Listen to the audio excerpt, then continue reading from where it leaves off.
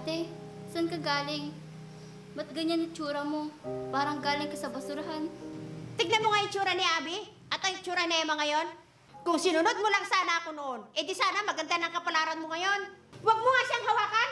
Dahil sa'yo, pati kami nahawa sa kamalasan mo.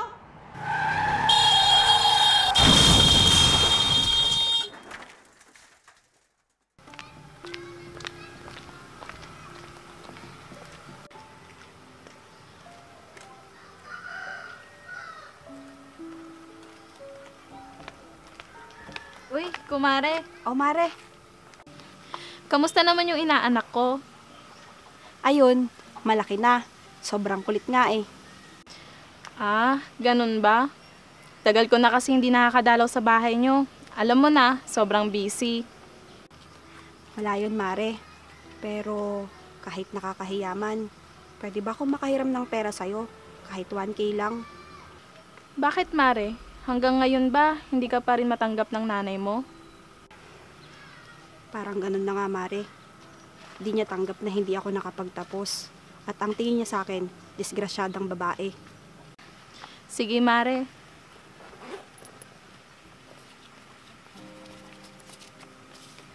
Eto, sana makatulong sa inyong mag-ina. Maraming salamat, Mare. Hayaan mo, babayaran ko din to. Ano ka ba, Mare? Nandito ako para tulungan ka. Kaya huwag kang mahihiyang lumapit sa akin, ha? Maraming salamat talaga, Mare. Walang-wala talaga kasi ako ngayon. Paano ba yan, Mare? Aalis na ako. Mag-iingat ka sa pag-uwi mo, ha? Sige, Mare. Maraming salamat ulit ha. Mag-iingat ka din. Sige.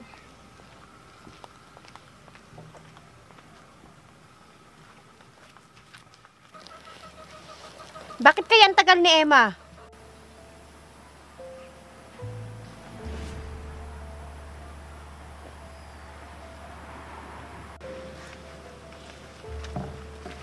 Tay? Tay? O anak, saan ka galing? Nasaan yung apo ko? Ba't di mo kasama? Nandun po sa kapitbahay. Iniwan ko po para makabili po ako ng makakain namin. Emma, tignan mo nga yung itsura mo. Halos hindi mo na masukla yung buhok mo.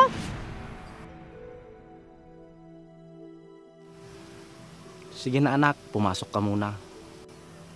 Opo, Tay.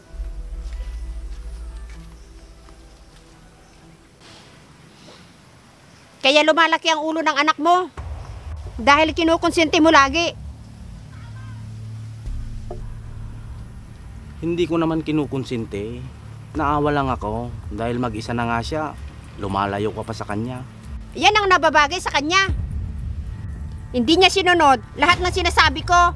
Anong napala niya? Di nabuntis siya at tinakbuhan lang ng lalaking yon. Ewan ko sa'yo, Lisa. Tayo na lang ang tutulong sa anak mo. Wala nang iba.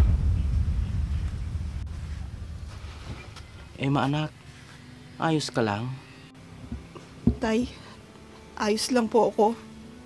Kaya ko naman pong palakihin mag-isa ang anak ko. Anak, huwag mong sabihin yan. Nandito lang ako. Ito, pang-allowance nyo ng apo ko. Aalis na kami. Hindi na po, Tay. Berto, halika na. Alis na tayo. Sige na anak, tanggapin mo na. Pero ko naman yan. Salamat po, Tay. Sige anak, alis na kami. Huwag mong pababayaan ang sarili mo ha. Opo, Tay. Mag-iingat po kayo. Sige.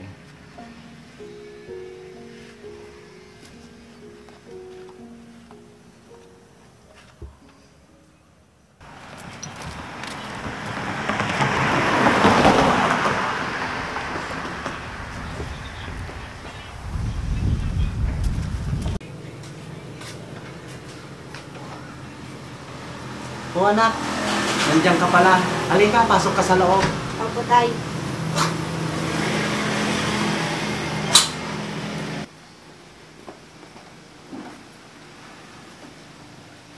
Abe, Lisa, nandito si Emma.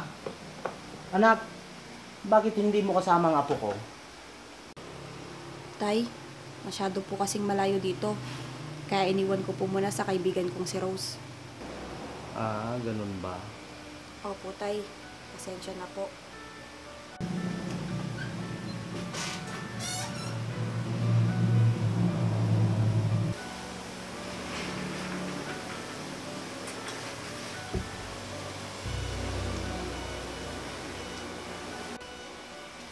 Nay, mano po? Ate, saan ka galing? Ba't ganyan itsura mo? Parang galing ka sa basurahan. Abe, gumalang ka nga sa ate mo. Pasensya na po, ate. Huwag ka nga humingi ng pasensya. Tsaka, hindi mo naman kasalanan eh. Totoo naman. Tignan mo nga yung tsura niya. Nay, eto po pala. Regalo ko para sa inyo. Happy birthday po.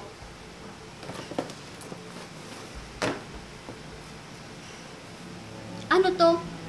Parang galing ata sa ukay-ukay. Eh, yun lang kasi ang nakayanan ko. Maganda naman anak. Sigurado ako, bagay sa nanay mo yan. Yan ang isusuot ko? Eh, ang pangit-pangit. Kukunin ko na lang po.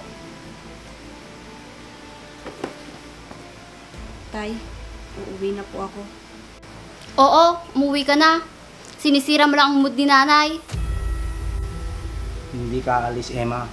Abe, Lisa, bakit ganyan na lang kung itrato nyo si Emma? Tignan mo nga yung tsura ni Abby at ang tsura ni Emma ngayon.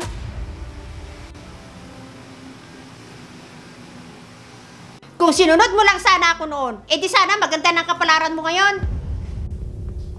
Kasalanan ko ba, Nay? Kung mas paborito niyo si Abby kaysa sa akin. Kahit noon pa, Nay, si Abby na lang ang gusto niyo.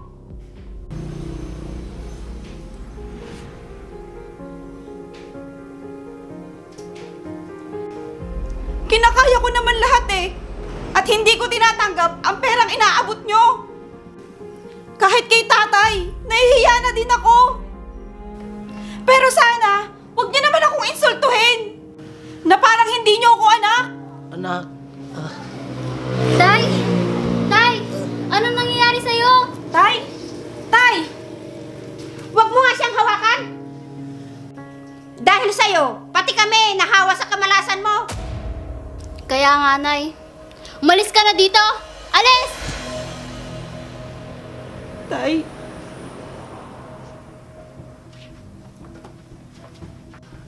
Tay! Abby, tulungan mo ako. Dali natin sa ospital ang tatay mo. Opo, Nay. Tara na, Tay. Tara na, Berto.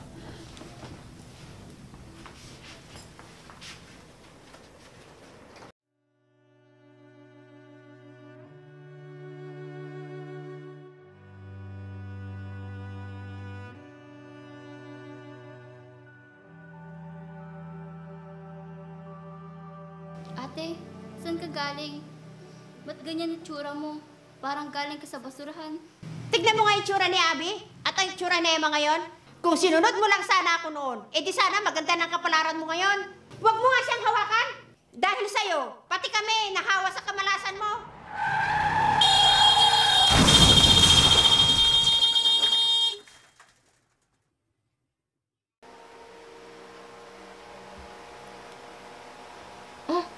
Mare, gising ka na. Salamat naman sa Panginoon. Mare, nasaan ang anak ko?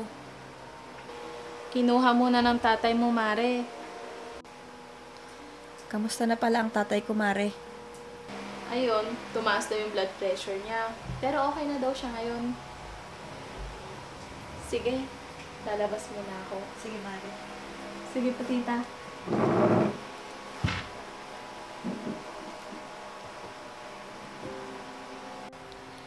O, Nay, bakit nandito po kayo? Kumusta ka na, Emma? Ayos lang po ko, Nay. Kamusta po ang anak ko sa inyo? Eto, bibong-bibo, mana sa'yo. Anak, patawarin mo ko sa mga nasabi ko sa'yo noon. Wala po yun, Nay. Ang hiling ko lang po sana noon na sana magkasama po tayo. para maranasan ng anak ko na kahit wala siyang ama, buo pa rin ang pamilya niya. Anak, patawarin mo talaga ako. Napagtanto ko na. Ang saya pala.